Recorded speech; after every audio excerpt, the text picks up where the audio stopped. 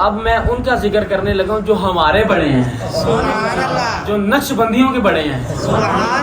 صدیق اکثر حسن و جمال محمد، ساڈے وڈے تے صدیق اکبر نے۔ ساڈا شجرہ کنوں آندا ہے جی؟ صدیق اکبر، ذرا سنانا تے صحیح۔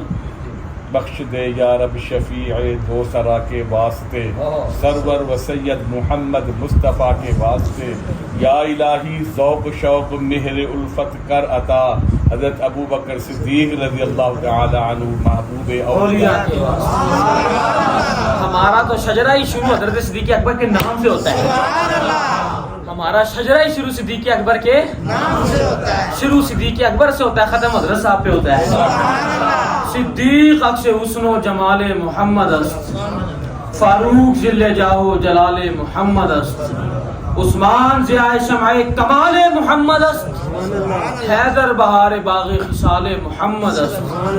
ہم تو سلام عقیدت پیش کرتے ہیں عالم لوہار کو، جڑا ساری زندگی گانے گاندا رہا، لیکن جدو آخری ان دا ٹائم آیا وہ ان دی عجیب ہی کیفیت ہو گئی۔ پھر وہ کہندا قدر نبی دا اے کی جانن دنیا دار کمینے، قدر نبی دا اے کی جانن دنیا دار کمینے، قدر نبی دا جانن والے سو گئے وچ مدینے۔ اور وہ کہتے ہیں قدر نبی دا اے لوگ نہیں جان سکتے جڑے دنیا دار نے، یا جنہیں اپنے پیسوں کا لالچ ہے اور وہ ہر وقت چودھری بنے رہتے ہیں۔ نہیں، قدر نبی دا اللہ جانے یا صحابی۔ کس نے کہا کہ گل کرتی باقی لوگ نہیں کہندے، نہیں قدر انہوں ہی ہوندی جیڑا قدردان ہوئے۔ وہ کہندا ہے قدر پانی دا مچھلی جانے یا جانے مرغابی۔ پانی دی جیڑی قدر ہے کنوں پتا؟ تو اس طرح وہ کہندا پانی دی قدر اگر مچھلی نو پتا تو حضور دی پتا جڑا ہے وہ صدیق اکبر نو پتا، وہ کرما والے نو پتا ہے، وہ شیر ربانی نو بھی پتا ہے، وہ حضرت صاحب نو پتا ہے۔ قدر نبی دا اے کی جانن دنیا دار کمینے، قدر نبی دا جانن والے سو گئے وچ مدینے۔ اور انہوں نے کہا جب یوسف علیہ السلام کو تو انہوں نے کس میں پھینک دیا تھا؟ کنویں کے اندر، لیکن جب مصر ان کے بھائی چلے گئے کنویں میں پھینک کے، تو جب دیکھا ان کا منظر ان کے وَتُعِزُّ مَن تَشَاءُ وَتُذِلُّ مَن تَشَاءُ، مرزا جیلوی سن لے اللہ جنوں چاہندا انہوں عزت دیندا، اللہ جنوں چاہندا۔ کیا بات ہے، کیا بات ہے، کیا بات ہے، کیا بات ہے، کیا بات ہے، جنت دے وچ بھی ساڈے حضرت صاحب۔ کیا بات ہے۔ تو وہ کہتے ہیں کہ بھائیوں نے تو کنویں میں پھینک دیا، لیکن جب مصر گئے تو عالم لوہار کہندا ہے قدر یوسف دا معلوم ہویا بھائیاں مصر گیا نو، قدر نبی دا معلوم ہو سی قبر نو چھپیا نو۔ فرمایا جب قبر میں پوچھا جائے گا نا ما کنت تقول فی حق هذا الرجل، بتاؤ اس نبی کے بارے میں تم کیا کہتے تھے، اس دن تمہیں حضور کی شان کا پتہ چلے گا، اس دن تمہیں کرما والوں کی شان کا پتہ چلے گا کہ حضور فرما دیں گے اور چھڑ دیو اور تینوں نہیں پتا کرما والے اندر غلام ہے۔ آپ سے میں نے دو باتوں کا ذکر کرنا ہے، آپ سے میں نے دو راتوں کا ذکر کرنا ہے، اور آپ سے میں نے دو ذاتوں کا ذکر کرنا ہے۔ وہ کیسی رات ہے کہ جب دو ذاتیں، ایک ذات حضور کی، دوسری رات صدیق کی، ایک رات وہ کہ جب حضور معراج پہ گئے، ایک رات وہ کہ جب حضور مکے سے مدینے گئے۔ اور بات کیا ہے، حضور علیہ الصلوۃ والسلام زمین سے عرش پہ گئے اور مکے سے زمین سے جب عرش پہ گئے تو ساتھ جبریل تھے، لیکن جب مکے سے مدینے گئے تب ساتھ صدیق تھے۔ جب اس زمین سے عرش پہ گئے تو جبریل جنت سے سواری لے کے آئے، لیکن جب غار ثور کا وہ منظر آیا تو حضور صدیق اکبر کے کندھوں میں سوار ہو گئے۔ جبریل عرش سے حضور کو لینے آئے، حضور علیہ الصلوۃ والسلام آرام فرما رہے تھے تو جبریل علیہ الصلوۃ والسلام حاضر ہوئے، عرض کی حضور چلیے، لیکن یہ سفر ہے زمین سے لے کے عرش کا، لیکن جو سفر تھا مکے سے مدینے کا اس میں حضور جانے جانا خود صدیق اکبر کے گھر تشریف لے گئے کہ صدیق چلیے نا میں آگے ہوں۔ حضرت سیدنا صدیق اکبر خاکی ہیں، انسان ہیں، بشر ہیں، اور جبریل اونچی آواز سے جبریل فرشتہ ہے، صدیق انسان ہیں۔ لیکن جب المختصر کر کے حضرت جبریل نوری ہیں جب، اور حضرت صدیق اکبر افلاکی ہیں، خاکی ہیں، لیکن جب وہ نوری حضور علیہ السلام کو لے کے اس سواری پہ بٹھا کے چل پڑے تو ایک موڑ آ گیا، اس موڑ کو کہتے ہیں سدرۃ المنتہا۔ اس موڑ پہ آ کے جبریل نے عرض کی جو نوری ہے کہ یا رسول اللہ،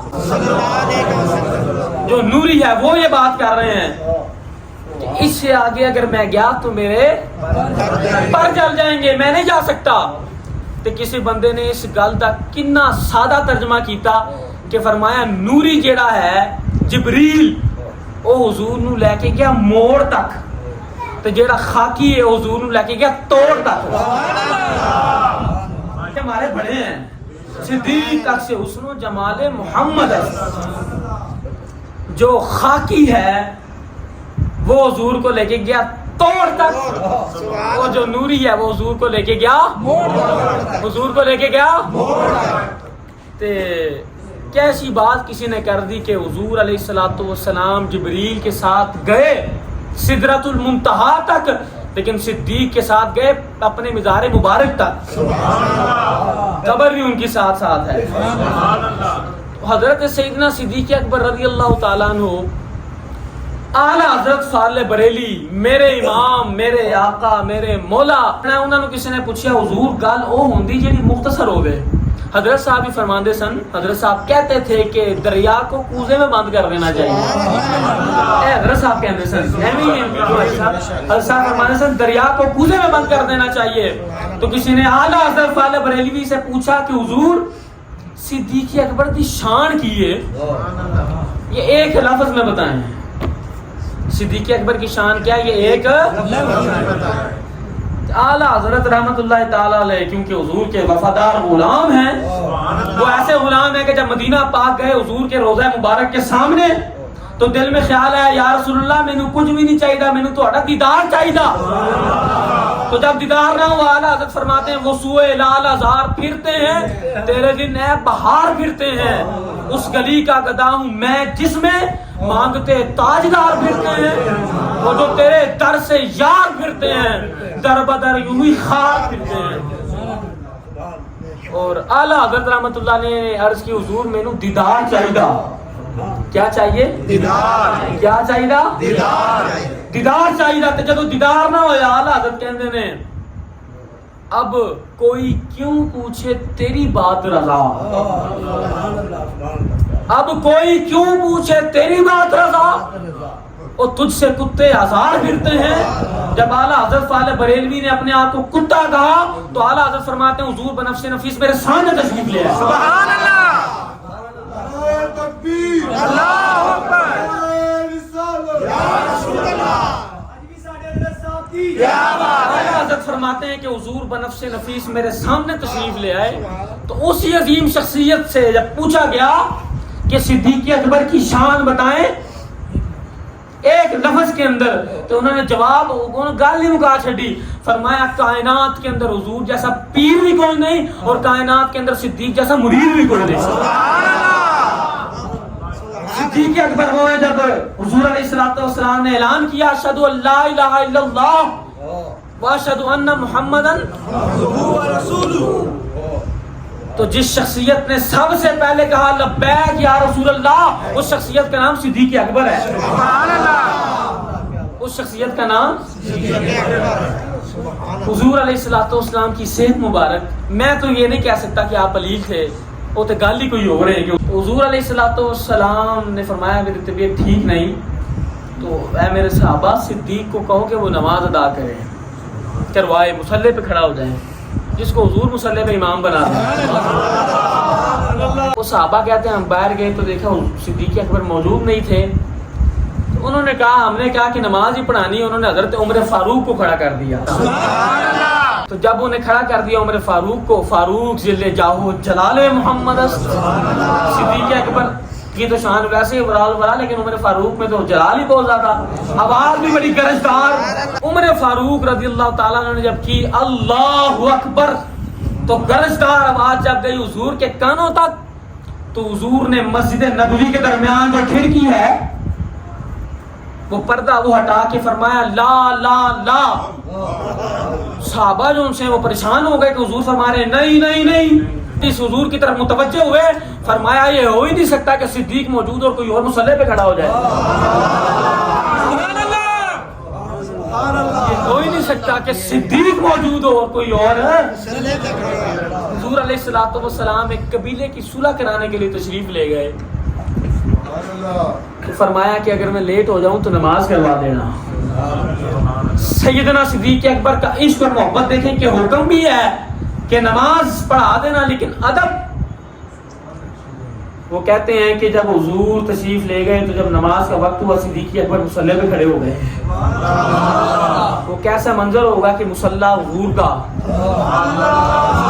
مسجد حضور کی, شہر حضور کا, جو پڑھانے والا وہ غلام بھی حضور کا, وہ غلام بھی حضور کا. قدر ان دنیا داروں کو نہیں, قدر تو عالم لوہار کیا ہے, کنن ہوئے اللہ جانے یا جانے اصحابی. تو وہ اصحابی کھڑے تھے آگے اور صحابیوں کے بھی سردار کھڑے تھے. تو نماز ادا کر رہے ہیں, ابھی شروع ہی کروائی کہ حضور تشریف لے آئے. شارحین کہتے ہیں 3 4 یا 5 صفحے تھیں صدیق اکبر کے پیچھے. تو حضور جب تشریف لے آئے, نماز شروع ہو گئی تو صحابہ نے صفیں توڑنا شروع کر دی. نماز بھی جاری ہے اور حضور کا ادب بھی جاری ہے. پہلی صف, دوسری, تیسری, چوتھی, جب صدیق اکبر تک پہنچ گئے تو صدیق اکبر نے مصلی چھوڑ دیا. نماز ہی ٹوٹی, صدیق اکبر نے مصلی چھوڑ دیا.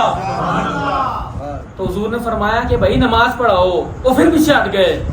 صدیق اکبر نے کہا ہوگا کہ نماز پڑھا کہ میں تیول ویکھاں, نماز پڑھا مینوں کعبہ بھل گیا, بھل گئیاں نے سوم صلاتاں, ایک فکر یار دا پہ آئی. مجھے تو فکر صرف حضور کی ہے, مجھے کعبہ بھی بھول گیا, مجھے ہر چیز ہی بھول گئی ہے. حضور نے فرمایا کہ کراؤ, ہاتھ باندھ کے پیچھے آ گئے. تو حضور علیہ الصلوۃ والسلام, نماز نہیں کسی کی ٹوٹی. مرزا کیلوی حدیث کی کتابوں کے اندر موجود ہے, نماز نہیں کسی کی بھی ٹوٹی. اور حضور علیہ الصلوۃ والسلام نے امامت مکمل کرائی, نماز مکمل کرائی. تو صدیق اسلام پھیرنے کے بعد صدیق اکبر کو فرماتے ہیں جب میں جو کہہ رہا تھا تمہیں کہ نماز کراؤ, تو صدیق اکبر نے ہاتھ باندھ لیے اور آنکھوں سے آنسو نکال کے فرمایا حضور ابو قحافہ کے بیٹے کی اتنی جرت کیا کہ آپ پیچھے کھڑے اور وہ آگے نماز ادا کروا دیں. حضرت مجدد الفسانی شیخ احمد سرندی فاروقی ہمارے آقا مولا نور اللہ مرقدہ کہتے ہیں کہ میں اس دنیا کے اندر بیٹھ کے میرا دل کیا کہ میں جنت کی سیر کروں, تو میں نے اپنا رخ جنت کی طرف موڑ لیا. دنیا کے اندر, کس کے اندر؟ دنیا کے اندر. اس سے یہ بھی ثابت ہوتا ہے جڑے انہاں دے غلام ہو گئے جنت انہاں نوں دنیا دے وچ بھی لب جاندی ہے. حضرت مجدد الفسانی فرماتے ہیں کہ میں سیر کرتے کرتے جنت تک پہنچ گیا, اور جب میں نے جنت کے دروازے پہ دیکھا تو جنت کے دروازے پہ مولا علی کھڑے ہوئے. حضرت مجدد پاک کہتے ہیں میں مولا علی کے قدموں میں گر گیا کہ حضور آپ یہاں. تو مجدد پاک کہتے ہیں جب میں نے مولا علی کے قدم کو بوسہ لے کے اوپر اٹھا تو دیکھا ہر طرف نور ہی نور ہے, نور ہی نور ہے, نور ہی نور ہے. حضرت صاحب کرما والے نو کسی نے پوچھ لیا حضور نور دا رنگ کی ہے؟ آپ نے فرمایا بیلیا رنگ نور دا نہیں ہوندا, رنگ ظرف دا ہوندا ہے. انہیں عرض کی تھی حضور میرے تو سمجھ نہیں آئی تسی کی فرما گئے ہو؟ آپ نے فرمایا او بیلیا اندا اے مطلب ہے کہ ساری دنیا دے گھوڑے ایک پاسے تے بلال حبشی دے جوڑے ایک پاسے.